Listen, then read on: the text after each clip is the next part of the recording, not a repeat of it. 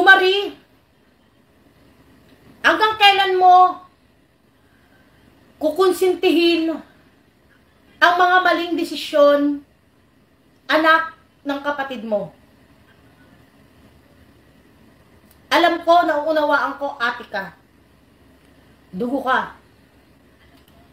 Pero anak, hindi matutuwid ang isang pagkakamali ng pananahimik lang. Ng pag-oo lang. Sorry again, Tony and Marie. Ako ang naging nanay niyo. Pinili niyo maging nanay. At kung sa pagsasalita ko, masaktan ko kayo, patawad na agad. Pero people need to know the truth. Hindi man lahat ay madetalye ko. Dahil may mga sensitibo pa. Pero at least malaman nila kung ano talaga ang nangyari. Kung bakit ka nag-decide to.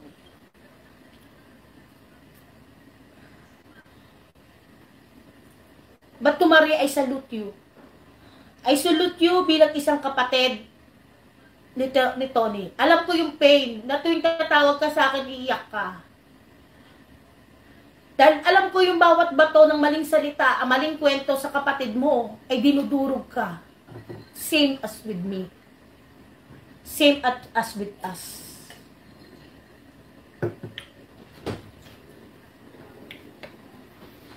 Sa'yo, Jansky, magkikita tayo. Maghaharap tayo. Sa tamang lugar. Sa tamang panahon. Pero alam mo, ganong ka maawain si Tony. Despite of what happening, ikaw pa rin ang editor niya.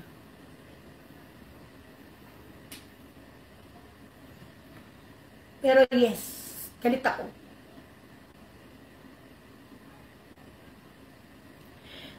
Pero tinitingnan ko pa rin yung aspeto na katulad kay Tony na sino ba ako para magdesisyon eh.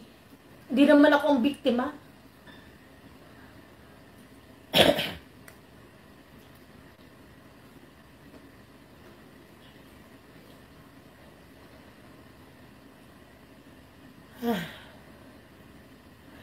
It's not about sa haba o ikli ng pinagsamaan. It's all about the respect, trust, and love to each other.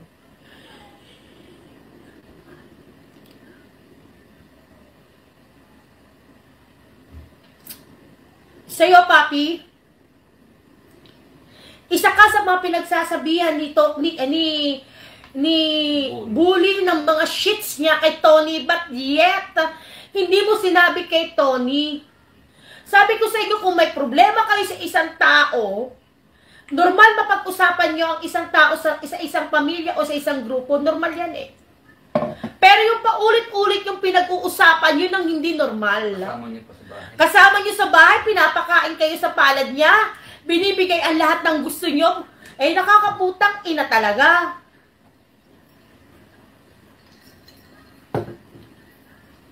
Labas ka, labas. Labas ka.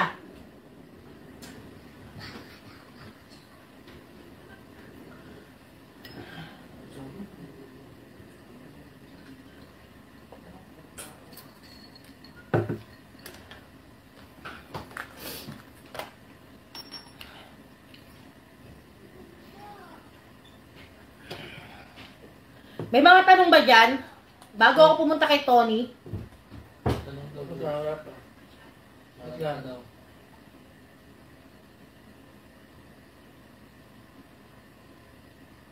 Parang dagat naman kasi. Isa-isa lang naman yung ano, yung...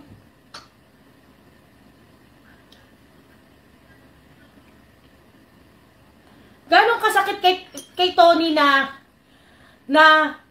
pag-usapan nyo siya na patalikod na hindi lang isang beses, dalawang beses, tatlong beses, apat na beses, 10 beses, kundi pa ulit-ulit yung ginagawa. Since naman nagkaka-meeting kayo, at sinasabi ni Tony kung ano ang mga gusto nyo sabihin, sabihin nyo sa kanya ng direkta. And hindi nyo pwedeng i-deny to, dahil lahat yan naka-record, yes, ako nagputos. Syempre, sasabihin ng mga abogado niya, pag in-upload nila yung wiretapping, o kahit mag-wiretapping kami, kaya namin lusutan yan. Okay? Kahit mag-wiretapping kami kung kinakailangan, pero yan ay nire-represent sa korte, hindi sa SOCMED.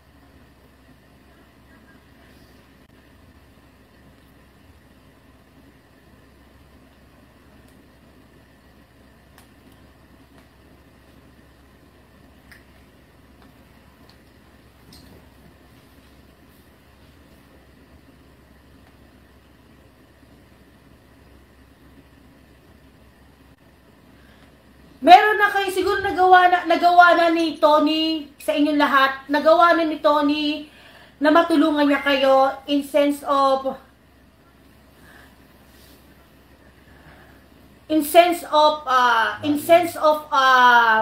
patulungan kayo in popularity, nagkaroon na kayo ng kanya-kanya yung sahod sa YouTube na pwede nyo pagsimula. Pero please lang, tama na ang drama. Huwag nyo nang gamitin si Tony. At ang pagpapaalisan nyo nito just to earn subscribers, just para sa views. Gumawa kayo ng content ng makatotoo. Gumawa kayo ng content na positibo, na tatanggapin ng mga tao. Hindi yung content para gumamit ng ibang tao. Kung talagang lahat kayo, kung talaga ang mahal, totoong sinasabi nyo at hindi ng popularity at mula sa puso nyo, mag-content kayo ng inyong mga saloobin na hindi kayo nagmo-monetize. Tsaka yan yung laki. Yun lang naman gagawin. Alam mo, ang toxic ng Toro Farm, isa nag-comment ng mas toxic ka po. Kasi normal lang to, huwag tayo magmalinis dito. Lahat ng pamilya may issue. Ito pa kayong hindi magkakadugo, nagsama sa isang bubong. Huwag na tayo magplastikan at magagawa at mag-ululan dito. Lahat tayo may issue sa pamilya natin, baka mas matindi pa mga issue nyo sa pamilya nyo, nakadugo nyo pa.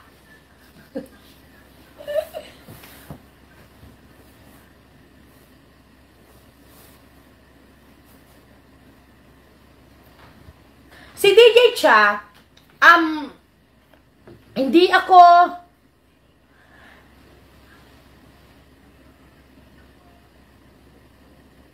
okay.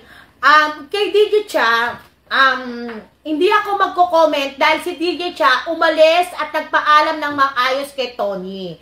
Ngayon, kung magbabackfire siya sa sarili niyang pinsan, ay kayo na po ang huhusga doon, hindi na kahit sino man. Okay?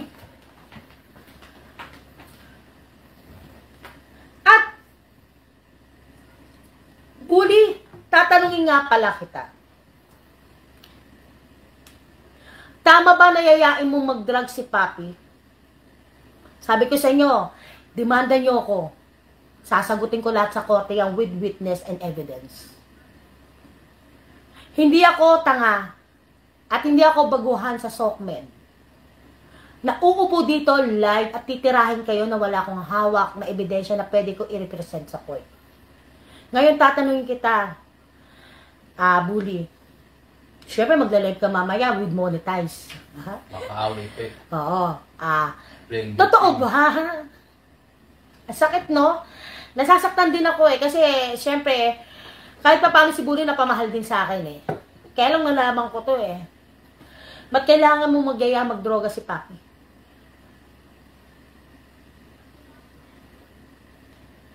Yan ang isang dahilan, malaking dahilan. Kung bakit si Tony mas gugustuhin pa niya maghiwa-hiwalay kayo.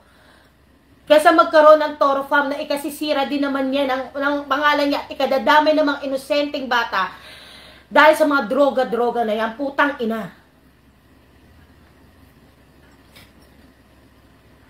Sabi ko sa'yo, ahamunin ko kayo eh. Ahamunin ko kayo, idemanda nyo ako, pagkatapos, sa demanda, abogado ko na ang bahala na magkakaroon tayo ng drug test. Hindi ihe. Kasi madaling mabura ang drug sa ihe. Nakukunin sa cuticle ng buhok nyo, na ilang hibla ng buhok.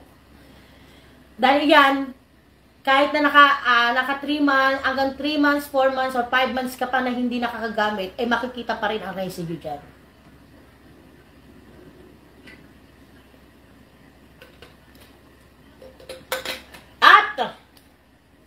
Bago nyo ako demanda ng libel with moral damages, patunayan nyo munang may mga moral kayo.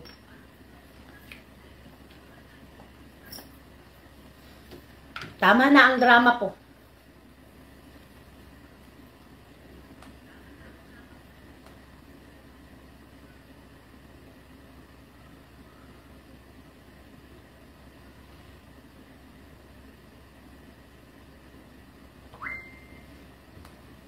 Alam mo yung ano, yung di man lang na kayo magkabalikan as Toro family. No, that is child abuse. Yun isa.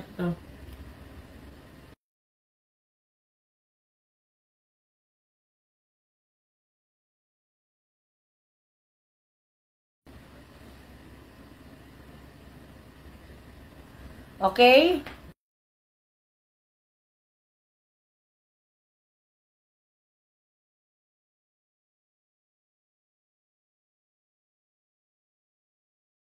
And then ito, para rin sa mga finances na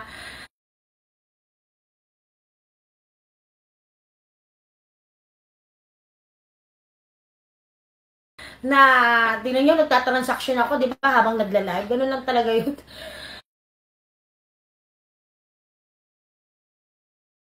Alam nyo, regarding naman doon sa mga finances, na mga naiwan nyo, huli ibalik mo na yung cellphone ni Tony na pinahiram niya sa'yo. And, to Kent, pakibayaran na rin yung utang mo kay Papi kasi kailangan ni Papi para sa anak niyang si Happy. Alam niyo yung mga obligasyon niyong naiwanan at nakikiusap po ako na ayusin niyo, ibalik niyo ng tama. Oh, bago kayo tuloy maghiwalay. Bago kayo tuloy maghiwalay. What if one time, ang gawin niyo na lang, mag-close door meeting kayo with Tony, kayo mga Toro family, hindi mag-ayos kayo maghiwa-hiwalay na wala nang gamitan. Wala nang gamitan, wala nang iiyak, wala nang drama, wala nang ganito, wala nang ganyan, wala nang nawawala. Kundi wag kayo maggamitan, maghiwa-hiwalay kayo ng maayos na mag-content kayo. Mag-content kayo ng inyo.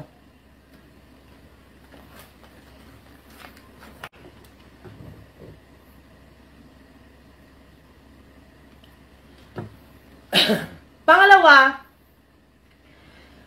bully, alam mo kung gaano kang minahal ni Tony na ultimong yung Facebook na yan na may 400 plus followers ay hindi sa'yo, kundi yan ay originally kay Papi. Kay Papi, ibalik mo na rin. Ano ka ng sarili mo ng iyo, na alam mong solidong iyo, be. Payong ina yan. Para at least walang maibabalik sa'yo na, ay, hindi naman ano yan, ganyan yan.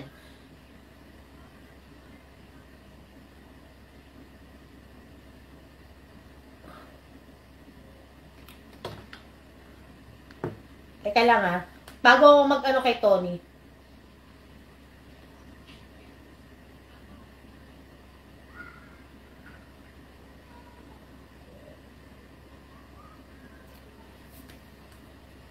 At sa'yo, Tony. Tama na. Tama na, Tony. Yung pagmamahal na binibigay mo sa mga tao na pulido. And don't expect anything in return to them dahil hindi lahat ng tao ay may katulad ng puso mo. Huwag mong paulit-ulit hayaan saktan ka. Huwag mong paulit-ulit hayaan na durugin ka.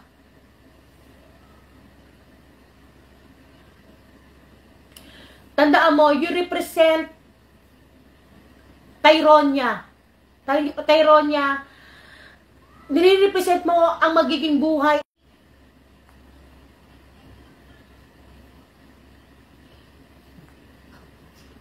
Actually, alam nyo, huwag kayong mag-alala.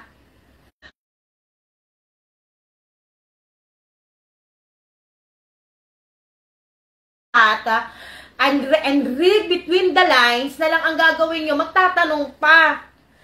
Magkakakain po tayo ng iodized salt.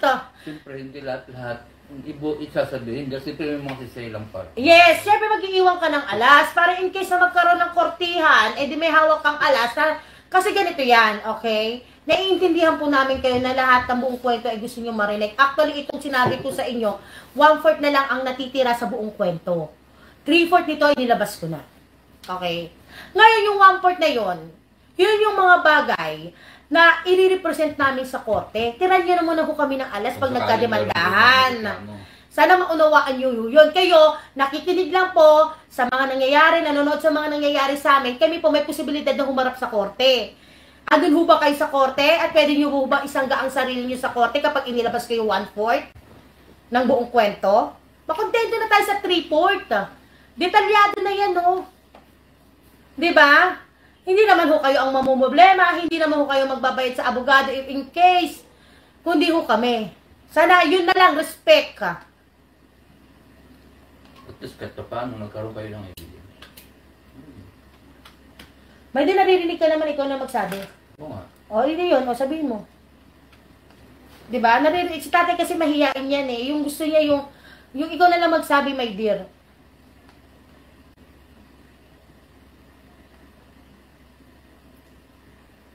Sada Hijasan, hindi ako ho galit. Galit na galit ako sa mga nangyayari.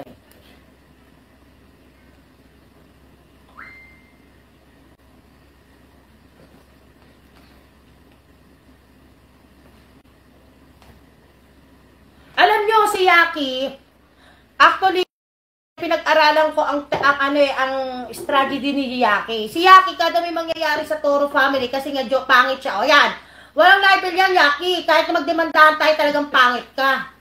Puking ina, ang libel papasok yan pag siniraan mo ang isang tao na walang katotohanan. Eh, pangit ka. Yun ang totoo. Di ba sabi nga nila, ang katotohanan na magpapalaya sa'yo. Yaki, pangit ka. Sausawero ka. Malaya ka na. Ganun lang. Si Yaki walang gagawin kundi sumausaw lang ng sumausaw yung batang yan. Wala na siya, wala namang walang bilang. Ba't pagbibigyan pa natin ng bilang, di ba? Ang gagamit mo ito.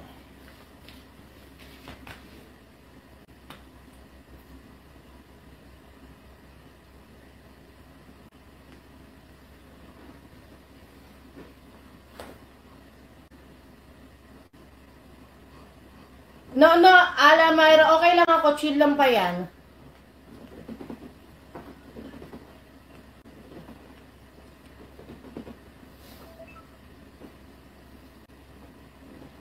No, I'm okay po.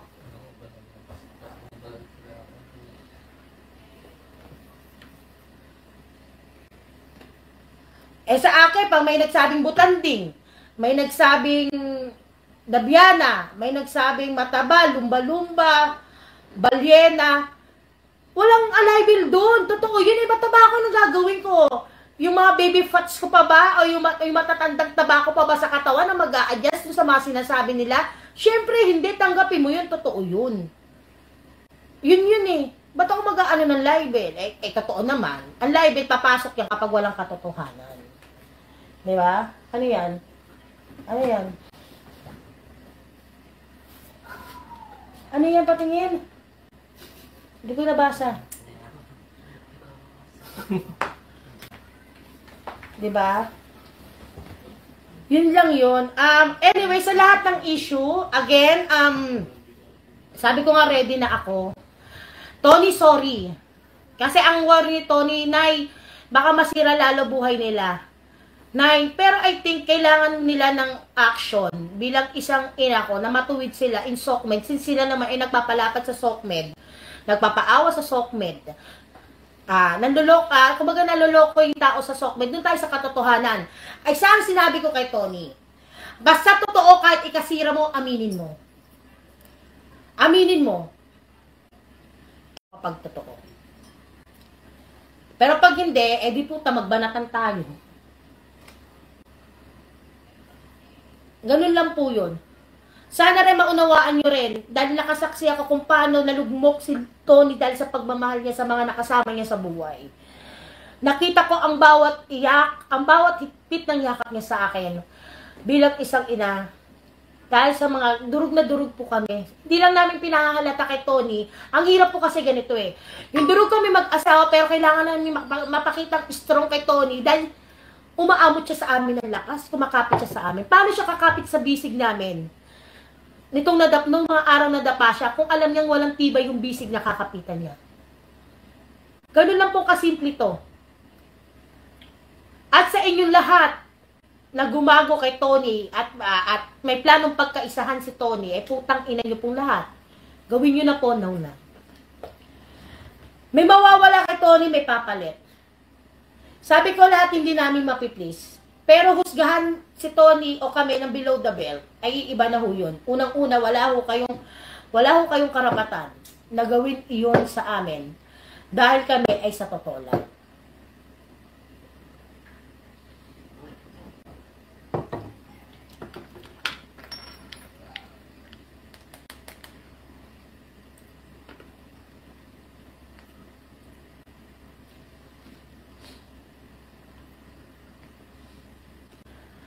Shoutout sa 30K na nanonood. Alam mo, isa pa to eh, okay? Isa pa to eh. Ang nangyari kasi kay Rob at kay Tony, nagkaroon ng sulsulan doon sa loob mismo ng Toro family. Nandun yung puntong, ang betrayal na pinost ni Rob ay hindi para kay Tony yon. Ang pinost ni Rob na betrayal, according to Rob, na sinabi sa akin na nag-usap kami, para doon sa mga taong walang ginawa kundi sumulsul sa kanya dahil sahuran sila. Medyo din si Tatan. Kasi akala nila na wala si Tatan. Si Tatan, syempre, nandun pa rin.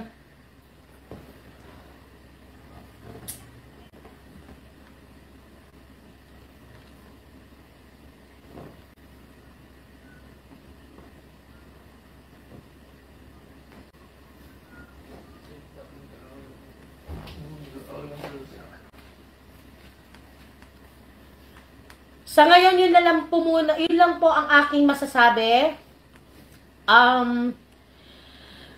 Sorry kay Tony, sorry kay Maria at kailangan ko kasing i-real talk kayo.